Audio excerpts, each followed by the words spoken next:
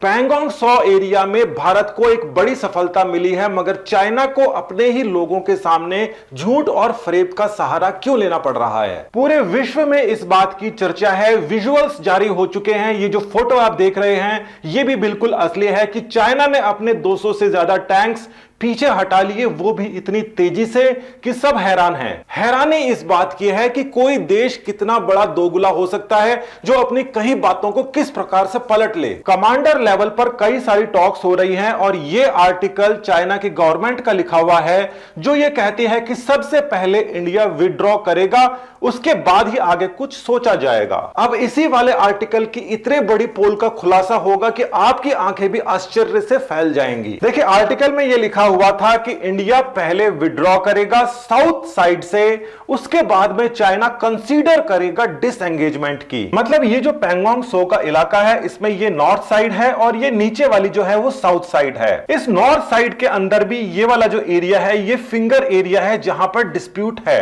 तो ये जो फिंगर्स हैं आप देख सकते हैं 1 से लेकर 8 तक की यहां पर फिंगर्स हैं और इस फिंगर्स के अंदर यहां तक चाइना आया था और इंडिया ने कहा था कि भाई वापस आपको जाना पड़ेगा। अब यहां पर एक बड़ी घटना हो गई थी जो टर्निंग पॉइंट था पूरी सिचुएशन का, और वो टर्निंग पॉइंट ये था कि भारत ने स्ट्रेटेजिक बढ़त वहां बना ली थी काला टॉप और हेलमेट टॉप पर। अब ये जो काला टॉप और हेलमेट टॉप जो एरिया है, इस एरिया से इस पूरे एरिया के ऊपर स्ट्रेटेजिक बढ़त इसलिए मिल जाती है क्योंकि हमारा जो पॉइंट ऑफ कांटेक्ट है वो पूरा का पूरा फायरिंग रेंज के अंदर आ जाता है। साथ ही में आप अगर ये नजर डालेंगे तो यहां से ये देखिए, यहां से एक इंटरनेशनल बाउंड्री निकल रही है और इसके अंदर भी बहुत सारा जो हिस्सा है वो इंडिया के सीधे अधिकार में आ गया था। तो चाइना ने बहुत सारी अकड़ दिखाई क्योंकि उसे पता था साउथ पोस्ट के ऊपर उसकी पूंछ बुरी तरीके से दबी हुई है और सभी ये मान रहे थे कि इंडिया ने जो काम किया है ये बेहद आक्रामक है, एग्रेसिव है और पहली बार ऐसा कुछ कंक्रीट हुआ है जिसकी वजह से चाइना बुरी तरीके से बैकफुट पर है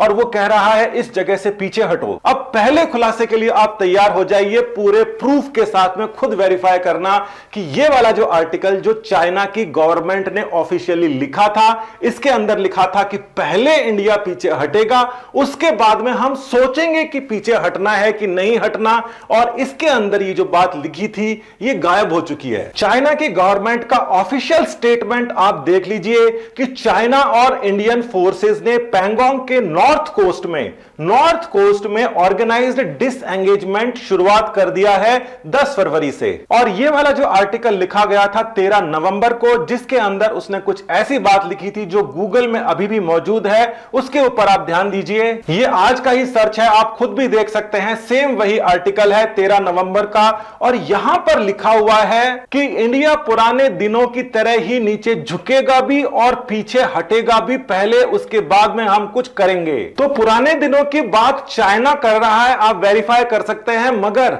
ये वाले आर्टिकल में ये वाली जितनी भी चीजें थी ये सारी डिलीट की जा चुकी हैं। आप देखिए इस बात को, यहां पर डिलीट किया जा चुका है। हमने पूरे आर्टिकल में उनके होपिंग के बारे में, जैसा कि यहां पर लिखा हुआ है, सर्च करने की कोशिश की और वो हमें कहीं पर भी नहीं मिला।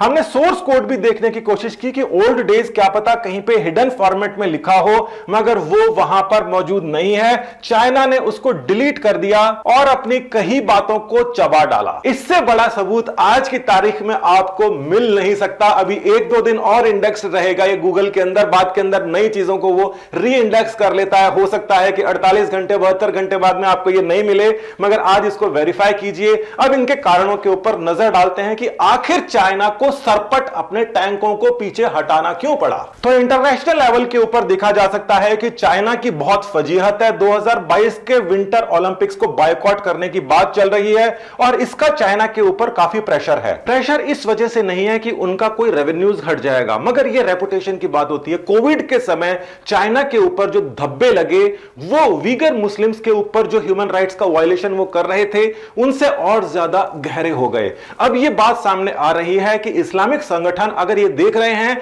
कि अगर इसका बायकॉट किया गया तो यह बात बहुत दूर तक जाएगी। चाइना के बहुत सारे जो प्लान्स हैं सिल्क रूट के जरिए जो अलग अलग मुस्लिम देशों से निकल रहे हैं वो फेल हो सकते हैं। इसके अलावा एक और बड़ी समस्या थी और उस समस्या का नाम है भारत के जांबाज सिपाही। गलवान के अंदर कर्नल संतोष बाबू ने बेहतरीन वीरता का प्रदर्शन किया और इसी के लिए उन्हें महावीर चक्र भी दिया गया। महावीर चक्र एक वॉर टाइम गैलेंट्री अवार्ड होता है, ये पीस टाइम का नहीं होता। वॉर के अंदर महावीर चक्र दिया जाता है और उसी प्रकार से कीर्ति चक्र दिया जाता है पीस टाइम के अंदर। और कीर्ति चक्र पीस टाइम इक्विवेलेंट है महावीर चक्र का, यानी कि गलवान के अंदर युद्ध हो रहा था। गलवान में युद्ध हो रहा था, भारत ने बहुत बड़ा मैसेज दिया महावीर चक्र से सम्मानित करके कि हमने युद्ध जीता है। और उस युद्ध का परिणाम क्या रहा वो भी अब ठोक बजा के सामने आ गया है। रशिया की टैस न्यूज एजेंसी है और वो चाइना में हर जगह मौजूद है और उसने ये बात लिखी है कि 20 इंडियन और 45 चाइनीज सर्विसमैन वहां पर मारे गए थे। और ये बात सबको पता है, एक तरफा घात लगा के चाइना ने आक्रमण किया था, मगर इस एक तरफा घात लगा के किए गए आक्रमण के अंदर चाइना की जो बुरी गत हुई उसी दिन से वो बैकफुट के ऊपर था। और वो जो सोच रहा था कि इंडिया पुराने दिनों की तरीके से झुक जाएगा, पीछे हट जाएगा, वो सारी की सारी साजिशें फेल हो रही थी। तो अब आप इस बात को सोचिए, 2021 में आ गए हैं, कुछ और समय तक ये सिचुएशन आगे तक जाती है।